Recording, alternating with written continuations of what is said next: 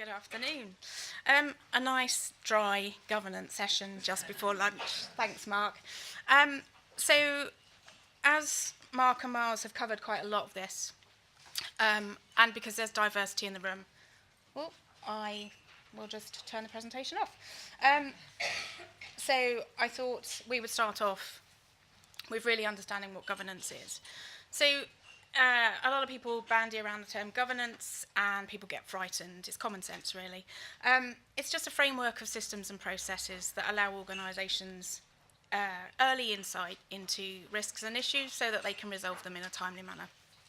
And they need to be supported by a clear accountability framework and a clear escalation framework so everybody knows what they're responsible for and everybody knows what to raise and what to escalate. When you've got all of that in a row, you have effective governance, and effective governance then just gives boards the confidence to know that they are maintaining and continually improving services. No, wrong way. I'll get this right in a moment. We like to reinforce messages, so I thought I'd give you the national context in relation to governance. So we know that there has been a need to improve the governance, the robustness of governance around workforce since Francis, as we are all aware. But there have been more recent independent inquiries, so the most recent Kirkup independent inquiry into Liverpool Community Services, again highlighted similar things and similar findings in relation to Francis.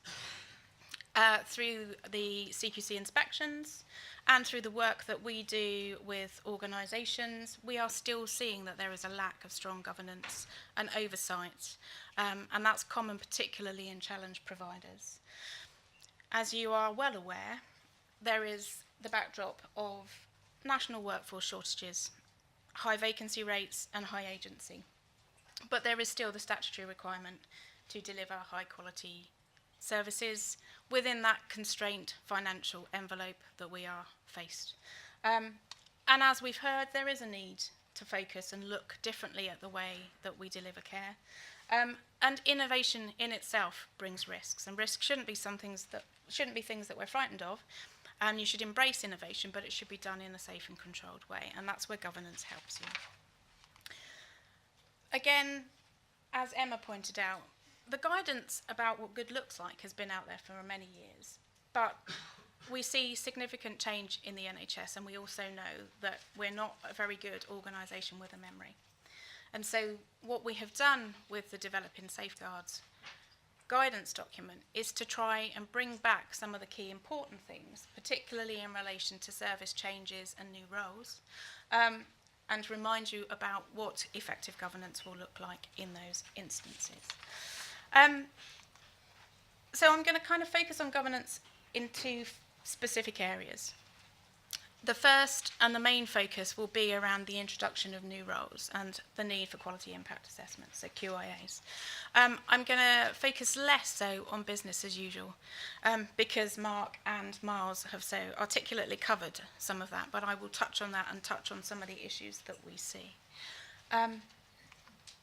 So there are some still live issues, as we've heard, in relation to how new roles are brought in, how service developments are brought into fruition, including some of the efficiencies around that.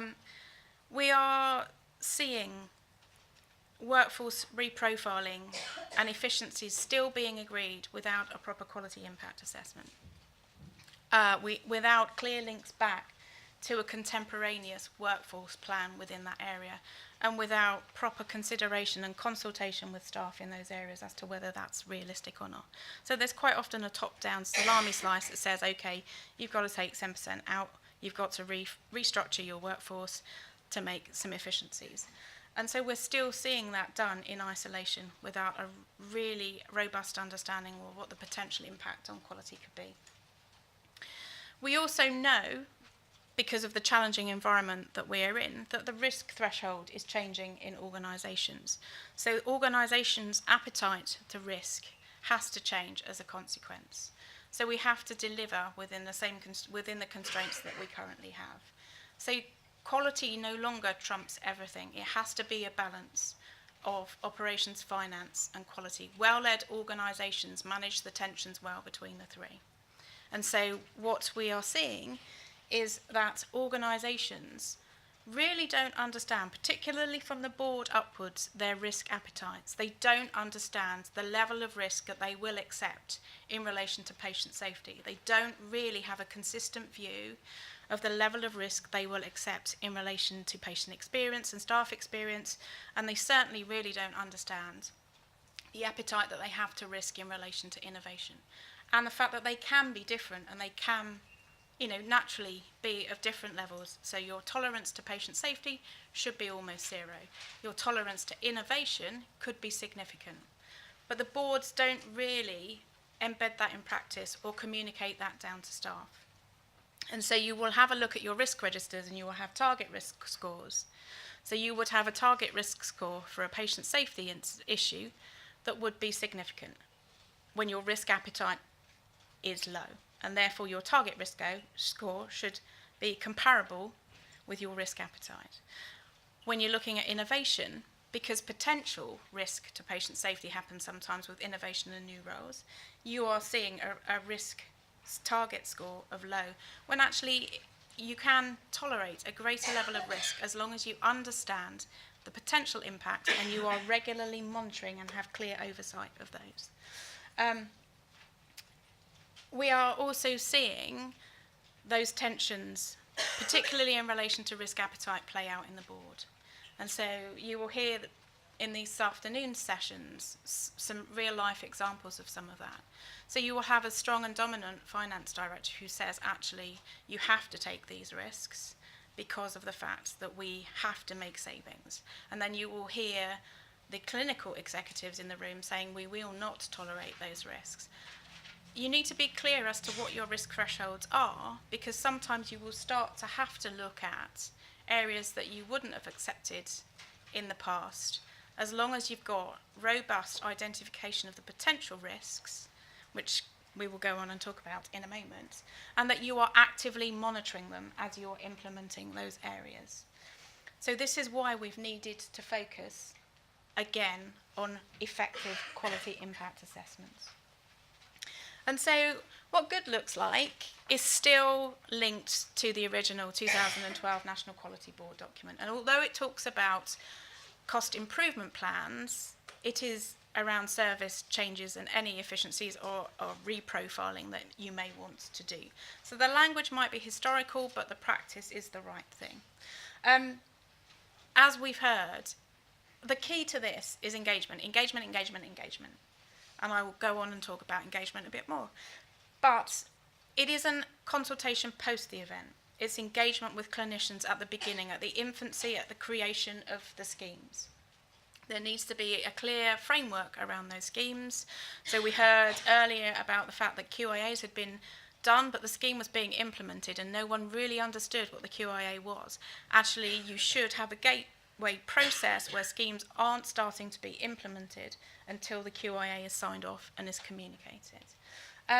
You do need to listen to the staff, and you need to modify the schemes in relation to their concerns. What we often see going into organisations is schemes have been implemented, new roles have been implemented without full consultation, and you've had to reverse them. So after 6 months, you've had to reverse and start again, and then you start to talk to staff. If you start to talk to staff at the very beginning, you are going to avoid those pitfalls. Again, you do need to ensure that you know what it is that you are measuring. And so Miles gave a very good example of where you are looking at staffing against the proxy quality measures. So when you are looking at early warning indicators, they need to be sensitive enough to reflect the schemes in which you are developing or the new roles in which you're looking in, and not necessarily just using the proxy quality indicators because they may not be sensitive enough.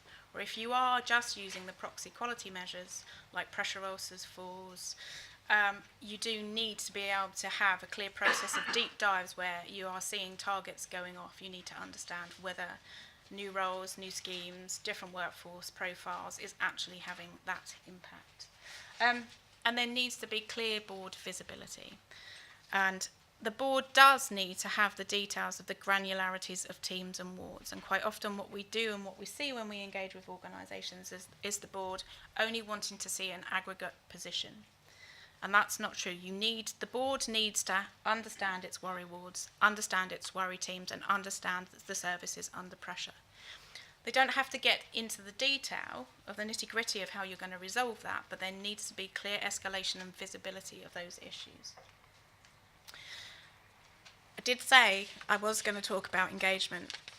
The evidence is there. So Virginia Mason are seen as lean, sometimes perceived to be just efficiencies. But actually their model is engagement at all levels, all of the time. Bullet points 3 and 5 are the main drivers why you really do need to engage with staff. When you are looking at changing the way that you are working, if you have early engagement, the clinicians will own it and therefore are more likely to deliver it successfully. When you are looking at care that goes across traditional professional bureaucracies, traditional professional boundaries, if you have clinical champions driving that message, so if you have a medic driving and standing shoulder to shoulder with the ACP nursing lead about a new model of care, they are likely to be able to sell the model more successfully than the manager in that area. So clinical voices are powerful for proper delivery and sustainability, but also acceptance of new ways of working and innovation. So your QIA process, your risk assessment and your structure around new roles, what does that really look like? More often than not, there is a PMO in place to do the analytics, to do the reporting, to save you the time to collate all of that information. There is a gateway approach, and you go through that gateway approach with rigour. So you create the ideas, you detail what that will look like, what that will involve, and how you are going to mitigate any risks that are potentially linked to that. And then you will have that signed off, and that sign-off needs to be with the clinical executive directors, with the nurse director and medical director. And there is clear and ongoing monitoring of those processes. And we're going to talk a little bit more about some of the common pitfalls with monitoring, linking back to something that Mark raised earlier. And again, it needs to be locally owned. So you do need to start all of this from the bottom up. And actually, you need to have a mechanism for challenge across directorates or care groups, because care may be delivered across your clinical business structures. And so if you have a star chamber or a clinical senate where all of the clinicians involved in a particular pathway are in the room, then they are better able to understand and foresee potential risks than if it is created in a silo divisional management structure. And then it does need to link through to the organisation's risk appetite and the organisation's risk management processes, and link through to your risk registers. So any risks that are live need to be recorded on your risk registers. It's quite often where the CQC will come in and clearly identify straight away that there is a disconnect between the frontline staff and the board, linked through to local intelligence and local risks not being on the risk register. And the same goes with new roles. So we heard earlier about a CQC interview about really understanding the risk involved in implementing a new role. So the CQC are very linked into all of this. They are now paying attention to risk registers and governance as an important mechanism in organisations. And it needs to come all the way up to the board. So learning again from Francis, it doesn't sit at a local management level. The board does need to have visibility of some of the granular information. So what we have put in the appendices is kind of the general principles of what a quality impact assessment really should cover. And I will go through some of the reasons why. We quite often see that you aren't considering all of the potential areas of impact on quality. So the CQC constitutional standards kind of get mixed.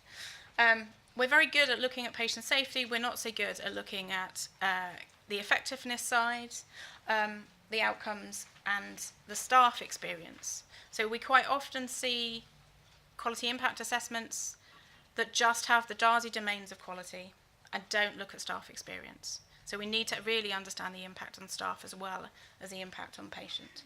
And it needs to be linked through to your risk management processes. It shouldn't be in isolation. It should be part and parcel of your main governance processes. And it needs to be all foreseeable risks. And so some of the things that we're seeing with new roles is that actually the risk assessment in relation to the potential impact of the delivery of that new role or how you will successfully implement that new role is missing.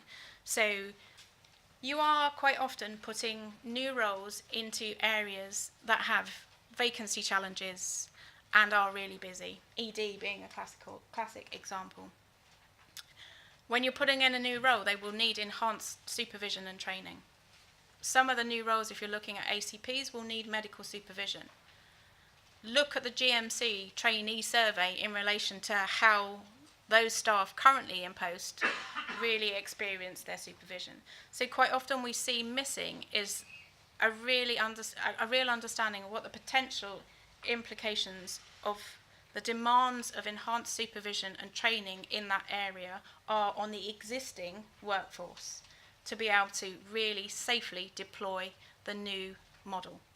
The same goes on wards. If you are enhancing practice, so a band 5 is acting up into a different role, what is the impact that that's having on the staff underneath? Are they having to step up to higher roles to cover the gap? And so when you're looking at new roles, these are all foreseeable areas that we quite often see missing in quality impact assessments. Once you have a comprehensive QIA, then you need to agree it through your regular processes. I won't labour on some of this because I think we've discussed this. We will talk a bit more about this in relation to business as usual. But it needs to be locally owned. You should see it through your strategic workforce committee or equivalent in your own organisation, and there should be consultation with your staff side, and if you have any professional staffing groups that already exist through that. And then obviously the board needs to see sight of that. So echoing a lot of the messages that we've already heard today, some of the common pitfalls that we see. So we are still seeing at the end of the year budget reviews and removal of posts that have been vacant for up to 12 months. Sometimes they're with a risk assessment, other times they're not. So they should never be done in relation to, without any consideration to a quality impact assessment, a real understanding of what taking that post out. But also linking back to Mark's quadrant, where he was identifying the wards that were under the staffing establishment but still delivering on outcomes. So was that the bottom left? So, really good outcomes in the bottom left. But that's at that period of time. Now, we know through reports like Kirkup and the Francis inquiry that staff will generate and hold on to a significant amount of pressure for 12 to 18 months. And it's not until after that that you start to see those pressures transfer into deterioration in quality of care or high turnover rates, and they will enter into the top left quadrant from being in the bottom left quadrant. And so you need to make sure that it's not at that point in time that you really understand when you're taking out a post how long they've been out. You need to understand the staff's views on what that currently means in relation to their current pressures, but you also need to think about what you need to closely monitor moving forward to make sure that in 12 months' time, in 18 months' time, you are not entering into a ward that would then be challenged with high turnover and poor patient experience. So complaints are always normally a very early indication of where dissatisfaction occurs. The staff will behave, their attitudes will change, and the patients will feel it earlier than you will see that really indicating in the proxy quality measures. So you need to be very careful that when you are taking out at the end of the year, that you are considering the future potential impact and how you will monitor that. And we're still seeing that the risk assessments are going, there's no risks as it's fine at the moment, but actually we could quite easily move from the bottom left to the top left in 6 to 12 months' time. So this is an organisation that I've worked with. Forensically, because I'm a bit like that, analysing their board reports, observing their boards, and buried in all of the board papers. One was in the workforce report, and one was in the CQC action plan, their quality improvement plan. So Trust A was talking about the fact that actually we're going to reprofile and reduce our midwifery staff. Hadn't considered birth rate plus, hadn't really considered where we were, but it was their turn because Children's had taken some money and savings out last time, and the clinical support services had been squeezed beyond belief. So it was women's services' turn to take money out of their areas. And in the same board reports was the outcome of their recent CQC inspection, which highlighted insufficient staffing in relation to midwifery. And so this was last year, but we are still seeing this. We are still seeing a disconnect and a lack of triangulation at a local and board level of the intelligence there. And you are reprofiling your workforce without really looking and understanding what the current challenges are. So other issues that we currently see, the bold ones are probably the most difficult. As we've talked about, the quality impact assessment lacks depth and foreseeable risk. And that's linked to the fact that also to save time and pressure on the nurse director and medical director, they don't see all schemes, and they only see schemes that are above a threshold of £50,000 or a risk score of about 9. But when we're seeing the risk scores not being done well and the foreseeable risks not being scored, there's a real danger there that the right information is not getting to board members at the right time. And it's about that joined up cumulative impact. So taking out and reprofiling one or two roles over time, or actually taking out one in different areas, but they have an impact across the same pathway, but they may sit within different clinical business units, which is why you need to have a holistic view of what's going on. There is consistently a lack of soft intelligence to really enhance the understanding of what's really going on in those areas when you are looking at staffing challenges and how you would effectively safeguard that workforce. And we are still seeing the reversal of schemes 6 to 12 months down the line because there hasn't been adequate consultation and engagement with frontline staff. Save yourself time. Talk to them at the beginning. They know what's going on. They'll tell you. It might not be comfortable. There may be a discussion about balance of risks and having to take some risks, but you make sure that you monitor it on a regular basis so that you can see when it does start to bite, if it does start to bite. And what we see is those decisions are made by executive directors and not the broader board. So this links back to business as usual and the role of the unitary board and the role of the non-exec director. So quite often the information is held through the performance management meetings or the executive management team and not through the assurance route. And so the non-exec directors who are there to hold the exec directors to account do not see and haven't got clear sight of what's really going on. Which brings me to business as usual governance. I think Mark and Mars have very clearly articulated what good looks like in some of these areas. So I would just quickly skim through some of this. So it is about ensuring, as a board, you are making sure that the NQB guidance is there, that you've got the right skills in the right place at the right time, pretty much. and you use your governance structures to highlight when that's not there. And so it is through daily processes through to yearly processes. So you would expect, and we know that is well embedded in relation to nursing, daily escalation of where you have tensions so that they can be resolved. And you would hope to link that through to your normal governance processes like incident reporting. We heard about the need for a holistic understanding of performance. And so quite often we see, particularly when the board delegates its responsibility down to the board committees. So you were hearing earlier about the Quality Governance Committee and the Finance and Performance Committee. The Quality Committee would see the quality metrics, the Finance and Performance Committee would see the finance aspect and probably the performance standards. Where does workforce sit? Where does the retention and recruitment and turnover rates sit?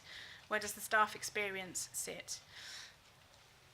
Is your quality looking at staff as well? Is your finance and performance also looking at workforce? One of those committees should have a holistic responsibility for overall performance.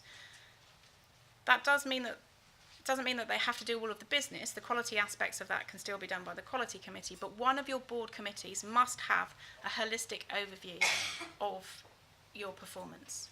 The board, quite often, unless you're a very small organisation, the board doesn't have time to be the only place where a holistic view of the world is there. And so it is recommended that one of your board committees does actually have a holistic overview.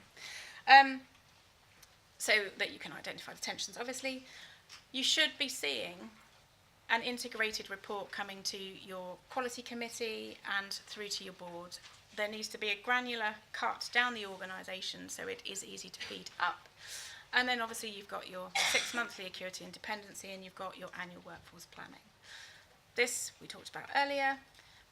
The pitfalls in reality tend to be on the left-hand side as you're looking at it.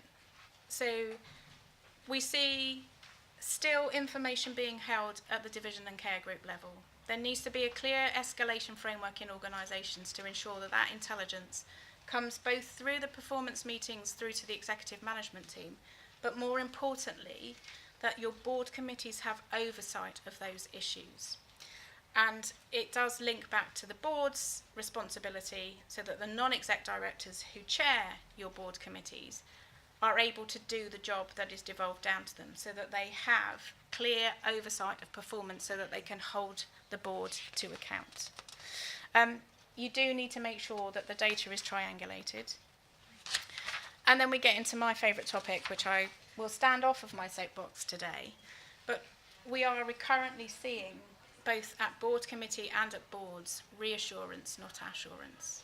You have and are credible clinicians in your own rights. You are industrious and you have delivered results. Therefore, when you stand at the board and give a verbal update, I'm providing assurance. Well, you're not. And actually, it always comes back to bite you. It might not be today, it might not be tomorrow, but in 12 months' time, believe me, it will come back at some point. And so it is about evidencing through effective reporting, as Miles has articulated, rather than a verbal assurance that you have gone to that ward and know it's safe. You have visited that team and it wouldn't happen on your watch. It does. Particularly where there is a disconnect between what the frontline staff are seeing, what you see on that day, and the reality of day-to-day working life looks like. We are a risky organisation. You know, day-to-day it's going to change. Risk is always going to be there, and therefore it just needs to be visible and managed. So you need to evidence that there are risks, that you are in charge of them, that you are doing something to resolve them, and these are the outcomes that you will look to prove that those risks have been resolved. And the kind of purpose of today is that if you know that you've got issues in your areas, there is going to be increased scrutiny from the external world to you as providers in these areas. So this is your opportunity to raise with us some of the areas that you would like further support in, or we will come in and help you. And so please, either through contacting us directly or coming up and talking to us or raising questions through the panel, please kind of talk to us today about some of the issues that you're currently facing that you know you've seen through the presentations today. Thank you. Brilliant. Thank you.